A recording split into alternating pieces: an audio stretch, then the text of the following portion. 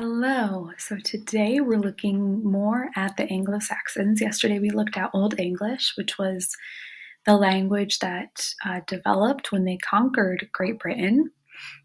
And today we're looking more at their way of life, their values. When we studied the Odyssey and Antigone, we looked at the Greek values and how those influenced the writing and the characters and their decisions and the plot. And today we're looking at the Anglo-Saxons. What were they like? So the first thing to understand about the Anglo-Saxons is their hierarchy, this idea that it was very strict. You had a king on top, and the king would have been chosen by elders. And then you had everyone else, basically. Um, it was a patriarchal society, so men ruled, and you will see in Beowulf, we don't really see hardly any women at all. We don't know much about what the women did during this time. We know that the men were basically always fighting. It was basically eat, drink, and fight. It was a static society, meaning that you don't move up and down, right? If you're a king, you stay king. If you're in the middle, you stay in the middle. If you're everyone else, you stay everyone else. It was harsh, probably from our perspective, and you'll see that. And then it was focused on war. Everything was focused on war. It's hard for us to kind of conceive what that life would have looked like for us, but I think you'll see what I mean as we start to read. Because it was a society so focused on conquering and on war, these were their 5 main virtues or values. Another word for value is a virtue. Virtue is what we consider to be good. Strength is number 1. It was important for men to be strong because they were fighting.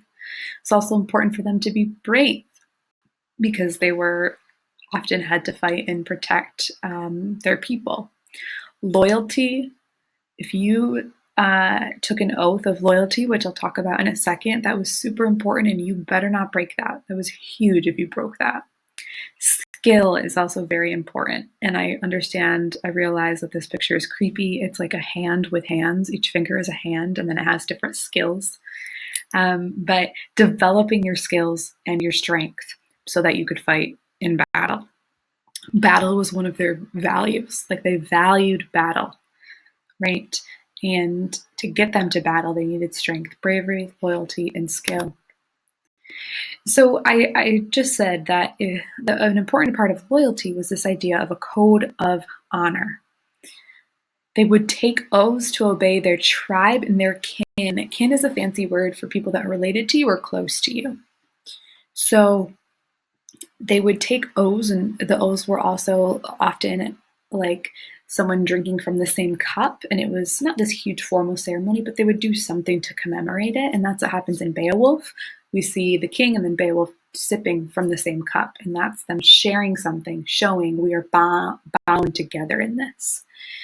So they would take oaths, and this was their code. You had to fulfill this code, and you had to follow through with what you said. Duty was also very, very important part of loyalty. If your leader was killed, your king, or even just the person leading you, it was your duty to avenge the death. Avenge means to get back, almost to take revenge, right? So if you guys were all my warriors and I was killed, it would be your duty to basically kill whoever killed me. Revenge was very important for them. Remember, because loyalty is important. So if I'm loyal to someone, if you guys are loyal to me and someone kills me, you need to act on that loyalty then to protect your loyalty to me or your honor to me. So this is interesting. And when we think of, we all live in our own homes, whether it's an apartment, whether it's a small house, whether it's a big house, whether it's with our immediate family, extended family, host family, friends, whoever we live with, right? But back then, the warriors would all live together. And they would live in this thing called a mead hall. And the picture you see in the bottom right, that's a pretty fancy one. They all wouldn't look that nice, but you see long tables, you see candles, and there would be coals, hot coals burning, that's where they would cook everything and also where they would get their heat. And they would stay in here, and they would eat here, drink here, have entertainment, and then they would go fight. And it was, like I said, it was eating, drinking, singing, partying, fighting. That was the life that they lived. So sometimes they would celebrate for as long as 16 hours because that was all they did. So the mead hall would be where the king or the lord would live, and then all his warriors would kind of stay there with him, oftentimes. And sometimes they would sleep there. Now, they would probably have families of their own and other homes of their own, but it would it was very likely that they would just stay in the mead hall together. So they would eat and drink for 16 hours, sometimes as long as that. And then there would be a scop or a gleeman, which is a singer who wrote and sung epics, accompanied by a lyre. If you look at the lyre there, it looks like a harp, right? And remember, an epic, the Odyssey was an epic as well. So what you have here is the scop who is singing stories, and that was their primary form of entertainment. Remember, the Greeks' primary form of entertainment was theater. The Anglo-Saxons' primary form of entertainment was eating and drinking and listening to stories that were sung. So you may be asking yourself, why was battle so important? Why did they put all of their focus on developing skill and strength in battle? We often don't, not that we don't see strength as important or bravery as important, but that's not what we put all of our focus on oftentimes, right? Some people do, and especially war and battle, that's not things that we like to focus on necessarily. So aside from the fact that this is a long time ago and things were different, why did Anglo-Saxons focus so much on battle? And it's because of how they viewed their identity. So their ancestry, where they came from, was incredibly important. If you remember from the Odyssey, that was similar to the Greeks, right? A son would be called by his father's name. And so that value carried through, and it was important to carry on your legacy and to defend your own family and the families that came before you. Individual reputation was also very important. This idea of honor and or glory, right? Remember, the Greeks had kleos. Individual glory was super important, and this is because the Anglo-Saxons, some of them were pagans, and a pagan is someone who does not believe in God. And their culture, they didn't have a concept of an afterlife. They thought when you died, you died. There was nothing after. There was no heaven. There was no, some other cultures or religions believe in rebirth or reincarnation or, one afterlife place where we all go. They didn't have any concept of an afterlife. So it was this life and that's it. So if your values are, strength and bravery, then you're going to do whatever it takes so that you are known that way, and then generations can pass those on to the next people. So that's why it was so important for them. Okay, their ancestry was important, but also this idea of standing out and being known for your individual accomplishments, because there wasn't anything after death. All there was this life.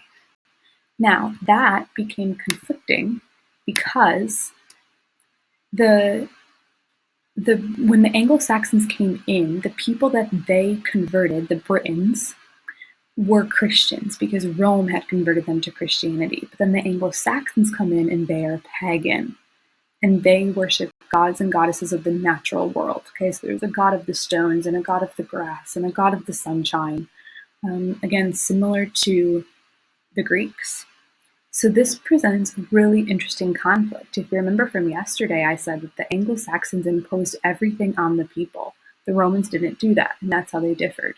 The Romans converted the people to Christianity, but otherwise let them be in a way, somewhat, not completely.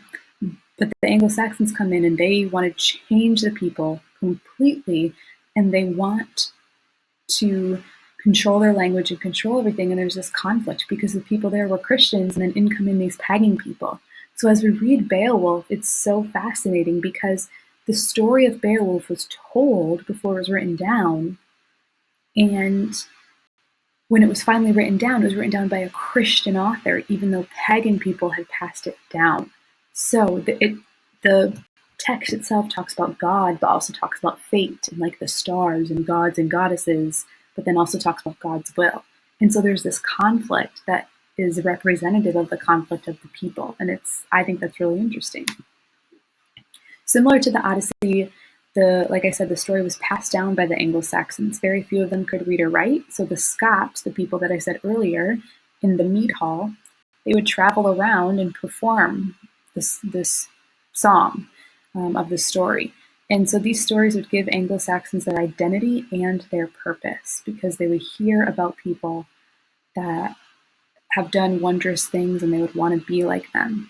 Just like the Greeks, it passed down their history and it passed down their values.